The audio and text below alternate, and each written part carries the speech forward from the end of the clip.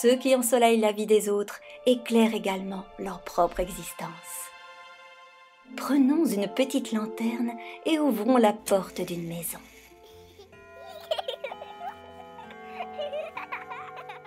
C'était un vendredi soir. Monsieur et Madame Darling ont préparé un beau repas de fête pour leurs enfants, Wendy, John et Michel. Au moment du coucher, les enfants aimaient que Wendy leur raconte des histoires pleines d'aventures et de magie. « Encore une histoire !» disait-il. « Non, ce sera tout pour ce soir. »« Je crois qu'il est tard. Ce n'est pas raisonnable. Il faut aller dormir. » Derrière la fenêtre, quelqu'un écoutait la voix de la jeune fille. Ce quelqu'un, voyons dire, est le personnage de cette histoire. Oh, je crois que vous avez deviné. C'est le petit garçon qui ne voulait pas grandir, Peter Pan. Il était à la recherche de son ombre qui s'était cachée dans la chambre des enfants. Et tout à coup...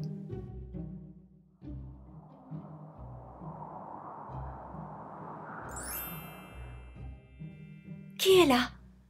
C'est étrange. Aurais-je oublié de fermer la fenêtre? Non, Wendy, c'est moi. Qui est moi? Montrez-vous. Peter Pan, bien sûr. J'aimerais que tu me suives au pays imaginaire. Toutes les histoires que tu racontes ne sont pas que dans les livres. Elles existent vraiment. Viens avec moi. Wendy accepta sans hésiter et réveilla ses frères. Mais comment allons-nous voyager jusqu'au pays imaginaire? Il suffit d'être saupoudré de poudre de fée et de croire très fort que vous pouvez voler comme un oiseau. D'ailleurs, où est Clochette? Clochette? Je sais que tu es là à nous observer. Allez, nous avons besoin de toi. Ah là là là là là là, d'accord, je suis démasquée. Non, Peter, je n'ai pas envie d'aider cette créature humaine. Nous n'aurons que des ennuis. Et elle n'a pas la beauté des fées. Clochette, tu veilleras sur Wendy et ses frères. Tu es une fée et tu dois les protéger. Allez, donne-nous ta poudre de fée. Oh, bou, d'accord, puisque c'est toi qui me le demandes avec insistance. Abracadabou. Bou et bou.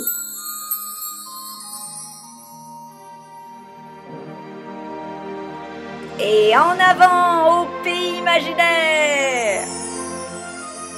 Oh, quel bonheur de voler.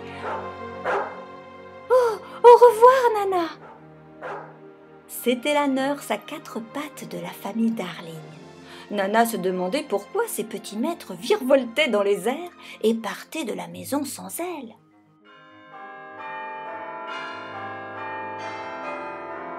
Oh, Peter, comme c'est merveilleux!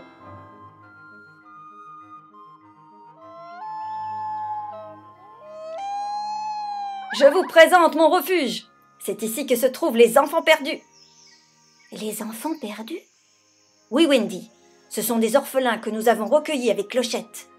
Ici, nous sommes tous une famille. Pas de loi. Nous faisons tout ce que nous voulons. Eh oui, et nous faisons des farces aussi. Tout ce petit monde riait de bon cœur.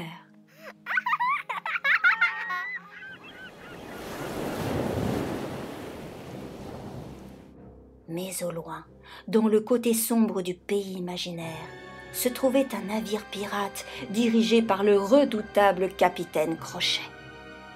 Celui-ci n'a jamais pardonné à Peter Pan de lui avoir coupé la main avant de la jeter en pâture avec son réveil au crocodile qui le poursuit depuis sans trêve. Pour accomplir sa vengeance, il captura la princesse indienne Lily la tigresse, pensant que Peter Pan viendra la sauver.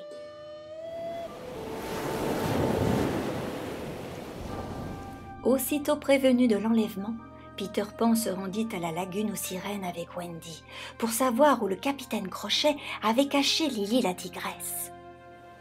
« Ah oui, Peter, je sais où elle est. Avec mes sœurs, nous avons fait le tour de l'île.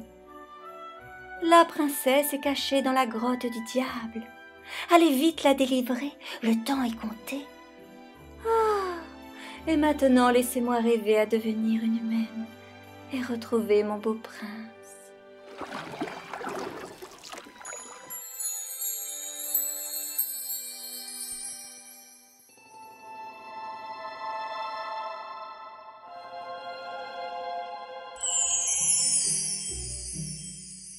Pendant que le capitaine Crochet et son équipage dormaient, car oui, la fée Clochette avait saupoudré un élixir qui faisait dormir profondément. Très profondément.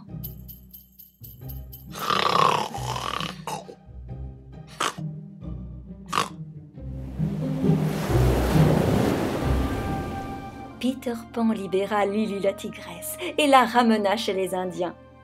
Il fut récompensé avec Wendy et Clochette pour leur bravoure et ils dansèrent tous ensemble pour fêter cette victoire.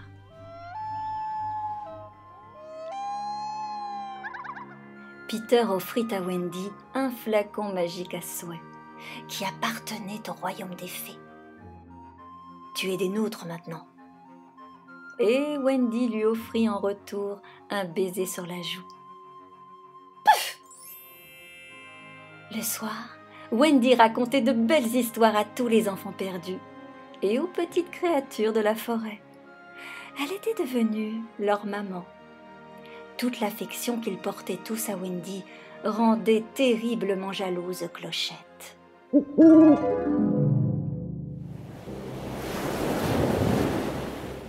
Pendant ce temps, au repère des pirates, le capitaine Crochet était fou de rage. Comment pouvait-il se débarrasser de Peter Pan?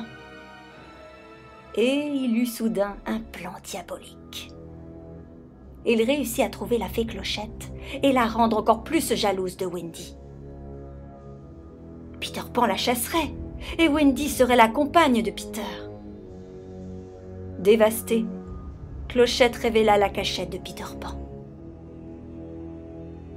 Crochet le trouva endormi et décida de le tuer en empoisonnant le flacon que Peter avait à son cou. Il en profita pour enlever Wendy, ses frères et tous les enfants perdus.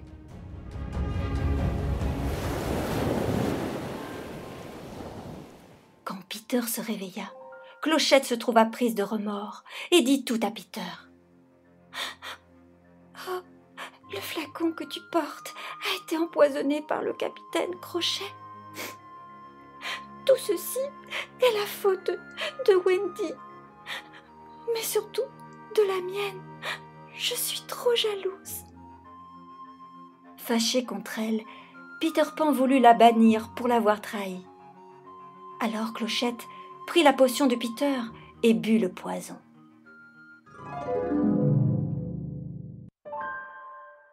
« Non, non, non Clochette, qu'as-tu fait?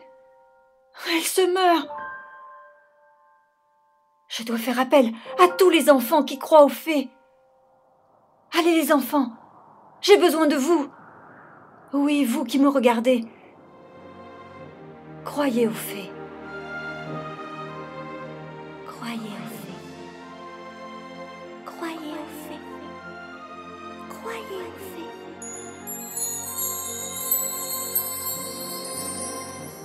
Et Clochette revint à elle. Oh merci les enfants. Oh merci. Clochette, tu es sauvée. Tu dois m'aider à conquérir une fois pour toutes le domaine du capitaine Crochet.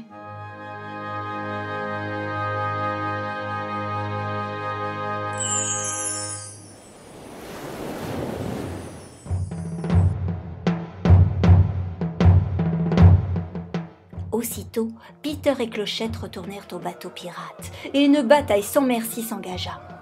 « Alors, Crochet, tu croyais me vaincre ?» Crochet finalement vaincu et, poussé par-dessus bord, il disparut dans la gueule du crocodile.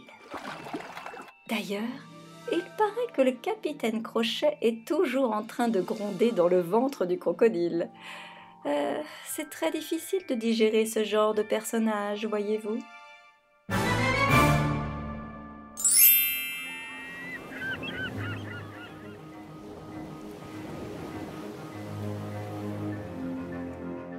Peter Pan devint capitaine du navire. Clochette saupoudra ses poussières de fée et le navire vola dans les airs.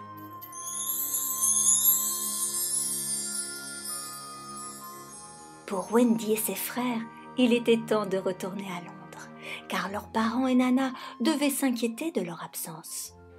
Comment se termine cette histoire? Les parents Darling retrouvèrent leurs enfants et ils adoptèrent tous les enfants perdus. Je dois dire que leurs journées furent très animées. Heureusement, Nana était là pour surveiller tout ce petit monde. Peter Pan jura à Wendy qu'il ne l'oubliera pas et qu'il reviendra tous les ans pour la ramener au pays imaginaire. Mais Peter oublia sa promesse et ne revint que bien longtemps après, quand il retrouva Wendy grandie et maman.